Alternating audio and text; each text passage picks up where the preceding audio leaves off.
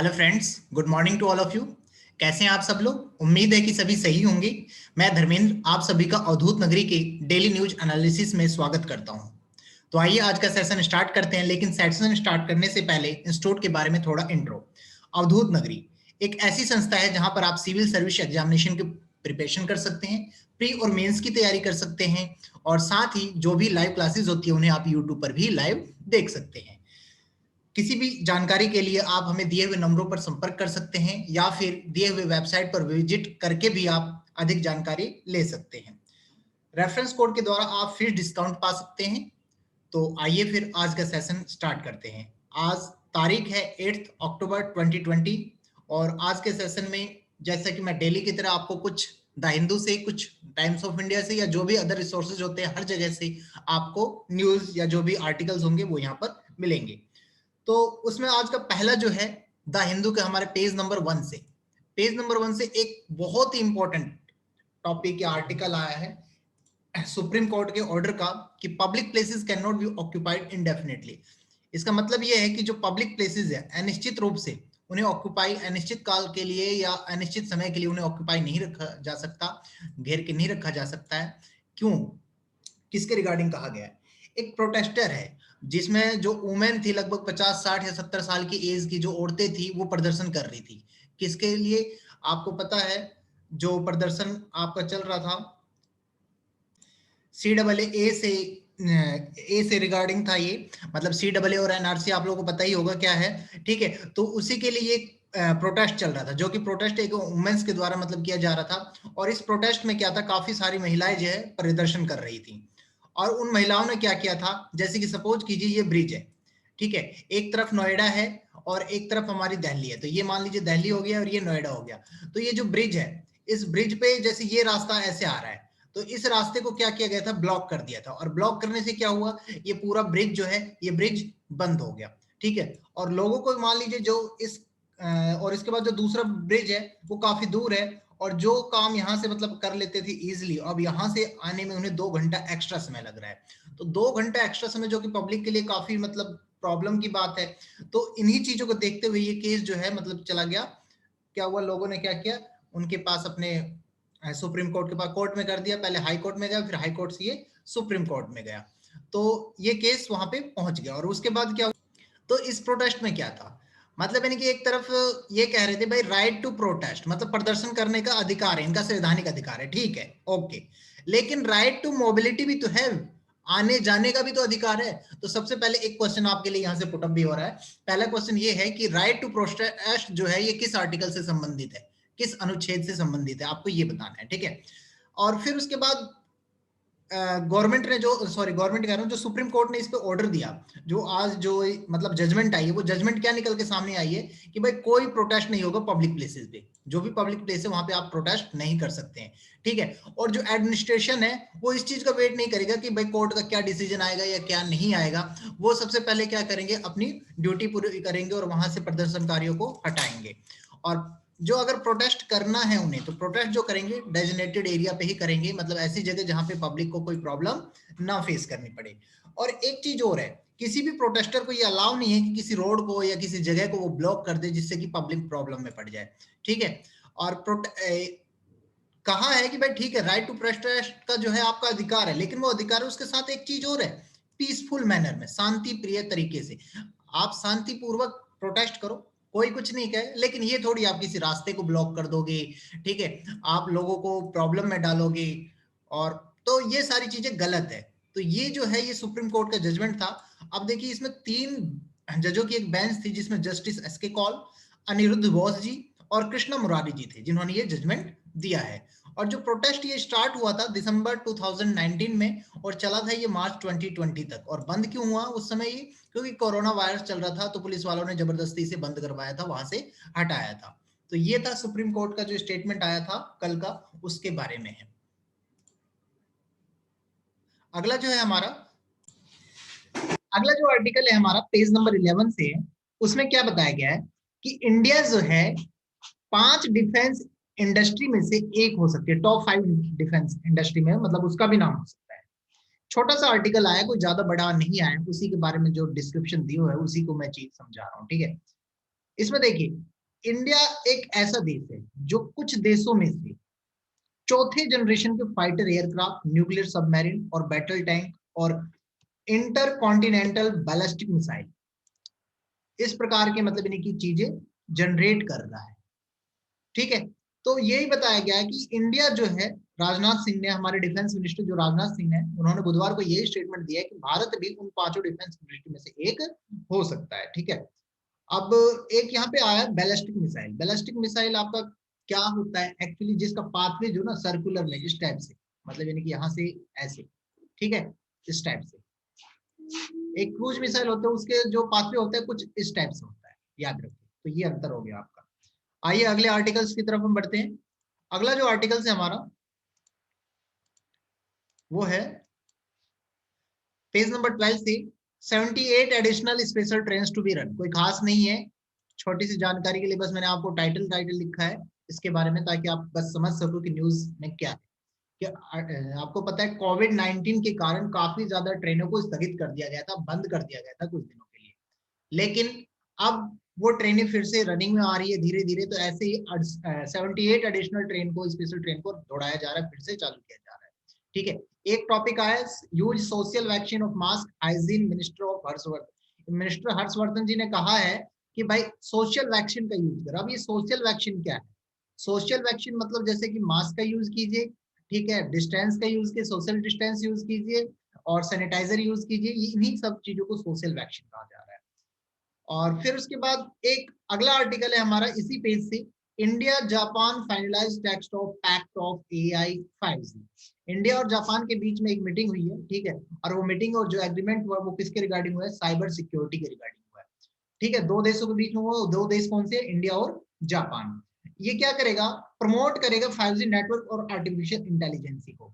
ठीक है, और ये जो अनाउंसमेंट है ये 13वीं थी, मतलब इंडिया और जापान के बीच में, फॉरेन मिनिस्टर इंडिया और जापान के बीच में था। जो किस किस के बीच में हुआ था? External affair minister S Jaishankar और जापानीज कंट्रोपार्ट जो थे मोटागी टोशिमात्सु, टोक्यो में, इनके बीच में ये मीटिंग हुआ था या ये एग्रीमेंट हुआ था। और एग्रीमेंट मैंने बता दिया, एक तो artificial intelligence plus 5G technology को लेकर था। ठीक है, अगले आर्टिकल की तरफ हम बढ़ते हैं। अगला आर्टिकल जो हमारा कहता है वो है, आर्टिकल आपके यहीं तक थे, अब एडिटोरियल हम शुरू करते हैं। एडिटोरियल जो है, एडिटोरियल में पहला एडिटोरियल आपका 441 441। तो इसका मीन्स क्या है या किसके लिए है ये बता दिया जाता है। आपको पता है फोर फोर मतलब चार देश, चार देश मतलब क्वाड, क्वाड मतलब समझते, ये सारी चीजें मैं आपको पहले भी बता चुका हूँ क्वाड क्या है। तो वो चीजें वही यहाँ पर भी नाम आ रही है। क्वाड मतलब एक ऑस्ट्रेलिया, इंडिया, जापान और यूनाइटेड स्टेट। ठीक है, तो कह रहा है कि benefits of what ever the benefits of quad, quad का कोई बेनिफिट हो, एक्चुअली इंडिया को सबसे पहले रीजनल इनिशिएटिव को लेकर पहल नहीं करनी है, मतलब रीजनल चीजों को लेकर पहल नहीं करनी चाहिए। With the second meeting of Australia, India, Japan, United State, quadrilateral strategic dialogue of foreign minister of Tokyo on Wednesday.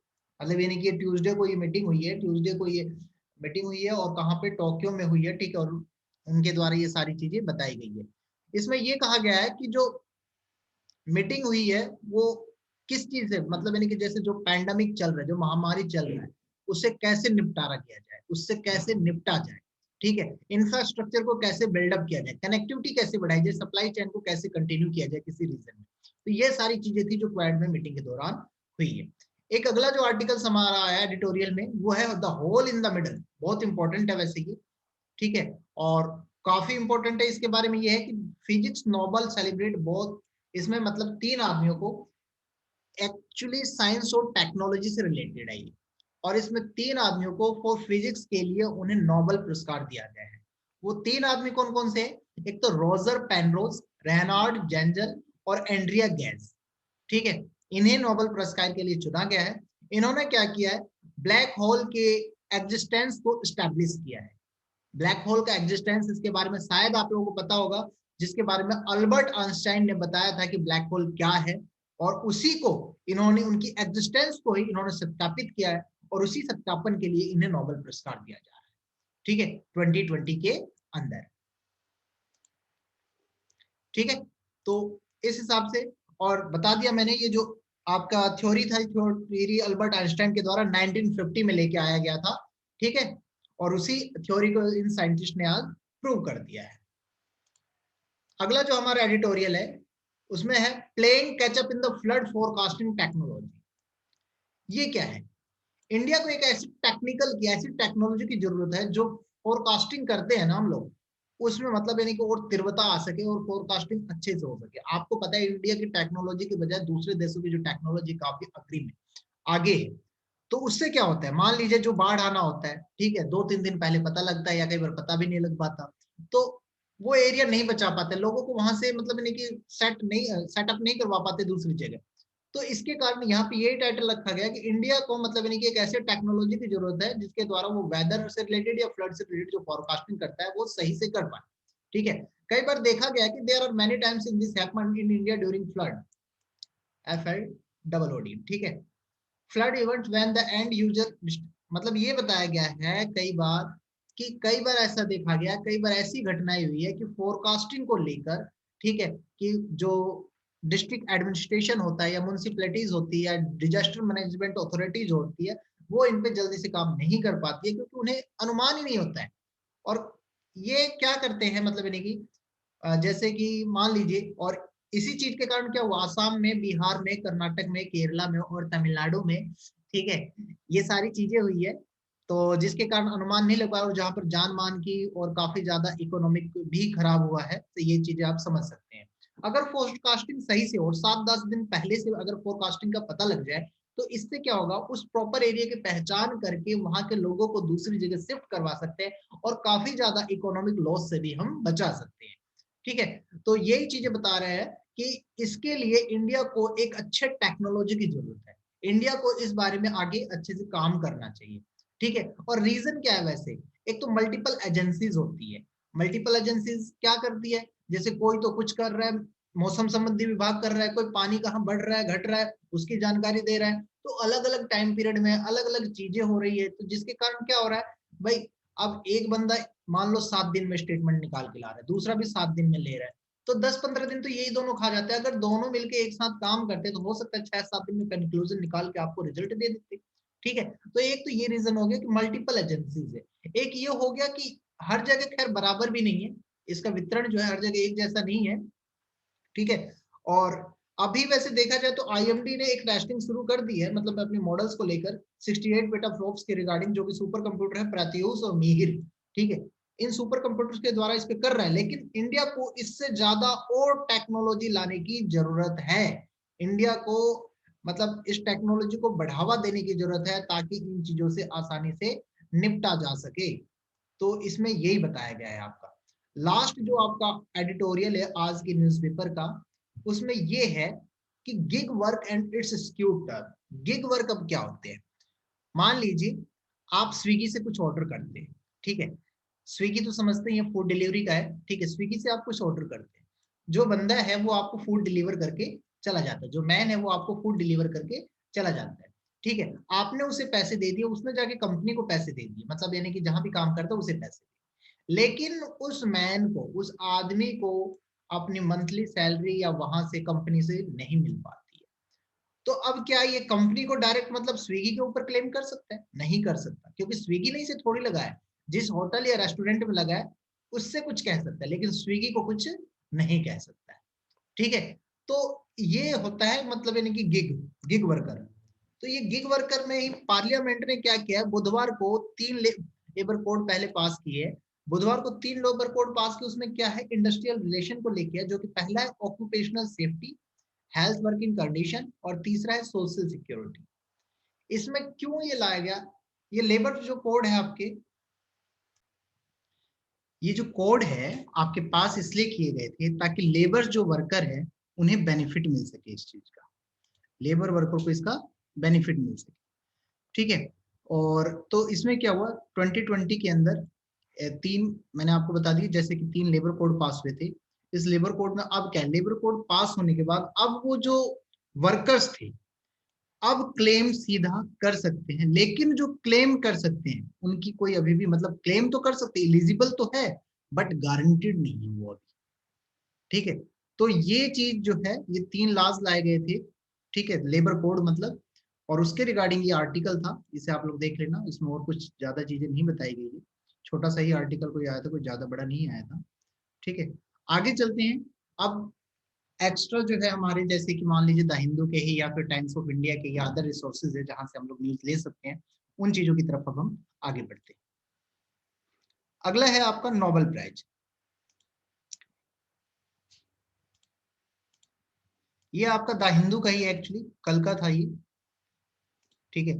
इसमें क्या है, नोबेल प्राइज दिया गया मेडिसिन के लिए, सबसे पहली बार, मतलब यानी कि पहली बार नोबेल प्राइज मेडिसिन की फील्ड में मिला है, ठीक है, 2020 के अंदर, वो भी 3 बंदों को, एक तो अमेरिकन हार्वे जे अल्टर जी, ची हैरिस एम राइस, और ब्रिटिश साइंटिस्ट माइकल हॉपटन। किस लिए? क्योंकि इन्होंने हेपेटाइटिस सी वायरस है उसकी दवाई ढूंढ निकाली है, ठीक है, उसके लिए इन्हें नोबेल प्राइज के लिए सिलेक्ट किया गया है। 70 लगभग, क्यों? और आपको पता है लगभग पूरे देश में हेपेटाइटिस के कारण पूरे देश में लगभग 70 मिलियन केसेज आते हैं, जिसमें से लगभग 4 लाख लगभग हर साल डेथ हो जाती है। तो काफी बड़ा इशू था ये, और जिसके कारण मतलब लीवर के रिगार्डिंग भी प्रॉब्लम आती है और कैंसर के रिगार्डिंग भी प्रॉब्लम आती है। तो ये जो मेडिसिन है, इसने क्या किया, इस कोरोना वायरस जो पैंडेमिक चल रहा है, ऐसे टाइम पीरियड में मेडिकल रिसर्च को सोसाइटी के लिए क्या वरदान है या क्या चीज है, उस चीज को हाईलाइट किया है। तो अगला जो है आपका डीडी न्यूज के द्वारा एक national award science technology communication का एक टॉपिक है, जिसे आप एनसीएस या फिर एनसीएसटीसी भी कह सकते हैं। इसमें क्या है, एक डिपार्टमेंट ऑफ साइंस टेक्नोलॉजी जो डीएसटी है, उसने एक इनवाइट किया है नेशनल अवार्ड्स के लिए 2020 के लिए साइंस टेक्नोलॉजी कम्युनिकेशन को। क्यों या क्या है ये, वो चीजें देखते हैं। सबसे पहले तो the award shall be presented at New Delhi. New Delhi में ये अवार्ड प्रेजेंट किया जाता है स्पेशल सेरेमनी पे 28 फरवरी को, ठीक है, नेशनल साइंस डे जो कि हर साल हम सेलिब्रेट करते हैं उस दिन। और ये अवार्ड जो है, ठीक है, एक कैश अवार्ड भी है, मोमेंटो भी, ये सारी चीजें प्रेजेंट कराता है, मतलब इनके द्वारा इस अवार्ड को दिया जाता है। और किस फील्ड में, साइंस और टेक्नोलॉजी कम्युनिकेशन के फील्ड में, ताकि साइंटिफिक कार्यों को प्रमोट किया जा सके। और ये 6 कैटेगरी में ये अवार्ड दिया जाता है, ठीक है। एक तो outstanding effort in science technology, और एक print media including books and magazine, ये भी मतलब सारा साइंस और टेक्नोलॉजी कम्युनिकेशन से ही रिलेटेड है, लेकिन जैसे ये प्रिंटिंग के द्वारा, बुक्स के द्वारा, मैगजीन के द्वारा, ये बच्चों के बीच में पॉपुलराइजेशन के द्वारा, ये लिटरेचर के द्वारा, ये इनोवेटिव एंड ट्रेडिशनल मेथड के द्वारा, और इलेक्ट्रॉनिक मीडियम के द्वारा, ठीक है। तो इस प्रकार ये 6 कैटेगरीज थी जिसके द्वारा ये अवार्ड जो डिस्ट्रीब्यूट होते हैं। तो ये भी टॉपिक हमारे यहाँ पे फिनिश होता है। अगले टॉपिक की तरफ हम बढ़ते हैं। अगला जो टॉपिक है हमारा, वो है टाइम्स ऑफ इंडिया से। टाइम्स ऑफ इंडिया में एक छोटा सा आर्टिकल आया था, वो क्या है, monetary policy committee. Monetary policy committee मतलब यानी कि जो आरबीआई की है, उसके बारे में यहाँ पे बताया गया है। इस आर्टिकल में क्या बताया कि जो गवर्नमेंट है, उसने 3 इकोनॉमिस्ट को अपॉइंट किया है, ठीक है, एक अशीमा गोयल, एक शशांका भाई, और एक अहमदाबाद प्रोफेसर मिस्टर जयंत वर्मा जी को। इन तीनों को आरबीआई मॉनेटरी पॉलिसी कमेटी का मेंबर बनाया गया और डिसाइड किया गया है, ताकि इंटरेस्ट रेट पे अपना डिसीजन दे सके, डिसाइड कर सके, निर्णय ले सके। जो नए मेंबर है, उन्हें 4 साल के लिए, 4 ईयर की लॉन्ग टर्म रखी गई कि 4 साल तक वो काम करे जाएंगे, 4 साल तक नॉमिनेट होंगे, ठीक है, 4 साल के लिए मतलब नॉमिनेट किए गए हैं। और जो 3 एक्स ऑफिशियल मेंबर है, एक्स ऑफिशियल मेंबर, जिसमें कि रिजर्व बैंक गवर्नर आपके शक्ति कांता दास जी, डिप्टी गवर्नर जो कि मॉनेटरी पॉलिसी के इंचार्ज है, और माइकल पत्रा, ठीक है, और आपके हो गए एग्जीक्यूटिव डायरेक्टर जनक राज जी। ये पैनल आरबीआई के द्वारा गवर्न की जा रही है, जिसमें जो शक्ति कांता दास जी जिसका नेतृत्व कर रहे हैं। 6 मेंबर जो एमपीसी के बच गए, वो क्या करते हैं, एनुअल इन्फॉर्मेशन जो कि 4% का चलता है, या फिर अपर टॉलरेंस कितना 6% है, और लोअर टॉलरेंस जो 2% है, इन सब चीजों पे ये देखते हैं। और जो लास्ट मीटिंग हुई थी पैनल की, वो अगस्त के अंदर हुई थी, जिसमें एक कमेटी थी जिसका डिसाइड करना था कि जो समय के साथ, जो समय में बदलाव आ रहा है, या जो आपकी सारी चीजें चल रही है, उसमें इंटरेस्ट रेट क्या होगा क्या नहीं, उसके लिए ये सारा निर्णय लिया जाएगा।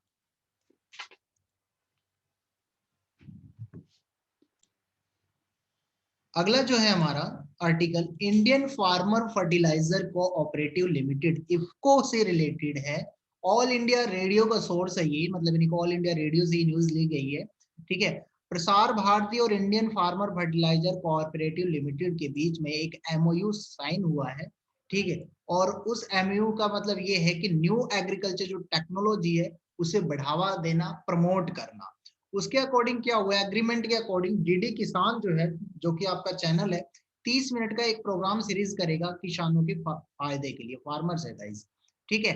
और वो जो आपके मतलब इनकी जो 30 मिनट का जो प्रसारण होगा वो इजी लैंग्वेज में होगा, और जैसे मैंने बताया डीडी किसान के द्वारा होगा, ठीक है। और लगभग उसमें 25 एपिसोड दिखाए जाएंगे, और इसका मोस्टली बेनिफिट ये होगा कि 2022 तक किसानों का जो इनकम है कोशिश की जा रही है कि वो डबल हो जाए। तो इस रिगार्डिंग ये आर्टिकल था वहां पे, तो ये भी थोड़ा इंपॉर्टेंस था, इसलिए मैंने यहाँ पे मेंशन कर दिया। अगला जो है आपका, बस दोस्तों आज की जो वीडियोस है, आज के जो सेशन है, मतलब यानी कि आपका यहीं पे खत्म होता है, आर्टिकल्स आपके फिनिश हुए। अगर आपको वीडियो अच्छी लगी हो तो कृपया करके इसे लाइक करें, कमेंट करें और दोस्तों के साथ शेयर करें, और साथ ही साथ सब्सक्राइब करें और बेल आइकन पर भी क्लिक करें, ताकि आपको नई और लेटेस्ट वीडियो तुरंत समय पर मिलती रहे।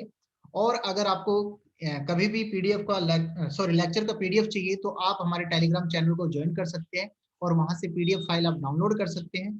Thanks a lot and keep watching.